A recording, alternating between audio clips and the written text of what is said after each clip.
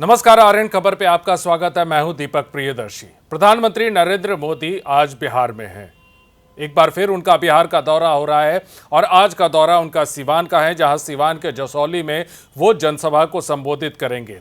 कई घोषणाएं करेंगे, कई सौगात भी देंगे बिहार को, लेकिन इस पर राजनीति होनी थी और हो रही है। नेता प्रतिपक्ष तेजस्वी यादव ने पिछले दौरे पर भी सवाल पूछा था और इस बार भी प्रधानमंत्री के दौरे पर सवाल पूछा है। तेजस्वी यादव ने 12 सवाल पूछे हैं प्रधानमंत्री नरेंद्र मोदी से और उनसे मांगा है कि आप इसका जवाब दीजिए। क्या क्या सवाल पूछा है तेजस्वी यादव ने, वो आपको सिलसिलेवार ढंग से बताते हैं। देखिए, तेजस्वी यादव ने प्रधानमंत्री नरेंद्र मोदी को एड्रेस करते हुए कहा है सोशल मीडिया पे और प्रेस रिलीज जारी करते हुए वो प्रश्न पूछा है कि सुना है झूठ और जुमले की बारिश करने आज फिर आप बिहार आ रहे हैं। इस अवसर पर आपसे कुछ सवाल है, आशा है कि आज आप अब जवाब अवश्य ही अपने भाषण में देंगे। सवाल नंबर 1, आप विगत चुनाव में झूठ की चाशनी में लिपटी 200 से अधिक रैलियों को संबोधित कर बिहारियों को भ्रमित करने के सारे पैमाने तोड़ चुके हैं। हमारा विनम्र आग्रह है कि बिहार आने से पहले आप अपने पूर्व के भाषणों और वादों का अवलोकन और विश्लेषण करें। मैं यकीन के साथ कह सकता हूं कि आप स्वयं के भाषण सुन शर्मिंदगी के चलते खुद से ही बात नहीं कर पाएंगे। क्या आप इस आग्रह को स्वीकार करेंगे? सवाल नंबर 2, क्या आप फिर 2015 से निरंतर की जा रही घोषणाओं के दिखावटी शिलान्यास, उद्घाटन और कार्यारंभ की पुनरावृत्ति करेंगे? सवाल नंबर 3, क्या आप बिहार वासियों को स्पष्टीकरण देंगे कि बिहार में 20 वर्षों से और केंद्र में 11 वर्षों से एनडीए की डबल इंजन पावर्ड सरकार रहने के बावजूद आपके अपने नीति आयोग और भारत सरकार की अनेक मानक एजेंसियों की रिपोर्ट में बिहार गरीबी, बेरोजगारी, प्रति व्यक्ति आय, निवेश, साक्षरता दर और औद्योगिकीकरण में देश में सबसे फिसड्डी राज्य क्यों है? सवाल नंबर 4, क्या आप सारण प्रमंडल वासियों को बताएंगे कि श्री लालू प्रसाद यादव जी ने इस प्रमंडल में असंख्य विकास कार्यों के सहित जेपी विश्वविद्यालय की स्थापना, 3 बड़े रेलवे कारखाने स्थापित किए थे। मडौरा में लालू जी द्वारा स्थापित रेल इंजन कारखाने से अब विदेशों में भी इंजन भेजे जा रहे हैं। सवाल नंबर 5, क्या आप बिहार वासियों को बताएंगे कि एनडीए के 20 वर्षों के शासनकाल में 65,000 से अधिक निर्दोषों की हत्या क्यों हुई है? 25,000 लड़कियों के साथ बलात्कार हुए हैं। क्या आप एनडीए के राक्षस राज की इस उपलब्धि को बताने में शर्माएंगे या इसे भूल जाएंगे? सवाल नंबर 6, क्या आप देशवासियों को बिहार के मुख्यमंत्री श्री नीतीश कुमार की अचेत अवस्था की जानकारी देंगे, जैसे कि आप उड़ीसा के तत्कालीन मुख्यमंत्री श्री नवीन पटनायक के बारे में बताते थे?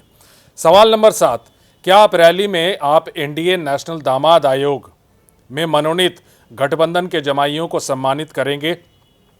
सवाल नंबर 8, क्या आप बिहार की ध्वस्त विधि व्यवस्था के चलते मुख्यमंत्री आवास और राजभवन के बाहर होने वाली गोलीबारियों की घटनाओं की निंदा करने का साहस जुटाएंगे या सुविधाजनक तरीके से 20 वर्षों की सरकार की विफलता को नजरअंदाज करते हुए इसके लिए त्रेता अथवा द्वापर युग में विचरण करते हुए विपक्षियों को कोसेंगे?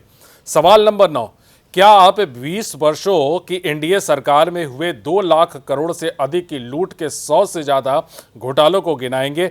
सनद रहे पूर्व में आप नीतीश कुमार जी के 33 घोटालों को तो स्वयं अपने मुखारविंद से गिना चुके हैं। सवाल नंबर 10, क्या आप अपने मुखारविंद से गरीबी, बेरोजगारी, महंगाई, रिश्वतखोरी, पलायन, पेपर लीक और डोमिसाइल नीति जैसे दिव्य विचारपूर्ण और ज्वलंत मुद्दों का जिक्र करेंगे? सवाल नंबर 11, प्रचंड गर्मी में कई जिलों के कर्मचारियों को भीड़ लाने के लिए एनडीए सरकार प्रताड़ित क्यों कर रही है?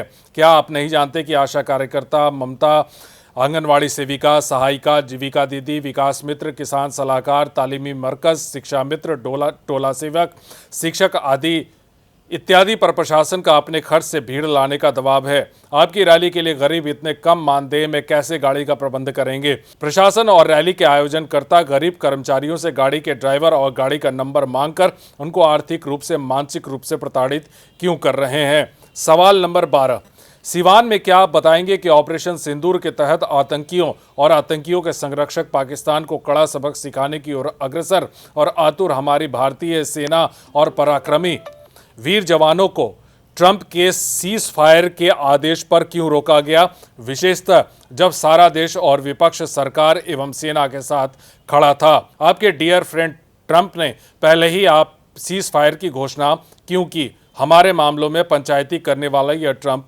होता कौन है। ये सवाल पूछा है तेजस्वी यादव ने और उसका जवाब चाहते हैं, और जवाब ये चाहते हैं कि जब सिवान में प्रधानमंत्री भाषण कर रहे हो तो इन तमाम सवालों के जवाब दें। देखिए, इस पर राजनीति तो होनी है, और अभी जब प्रधानमंत्री का दौरा है और दौरा होने के बाद अभी इस पर राजनीति होती रहेगी, क्योंकि बिहार विधानसभा का चुनाव है। वीडियो देखने के लिए धन्यवाद।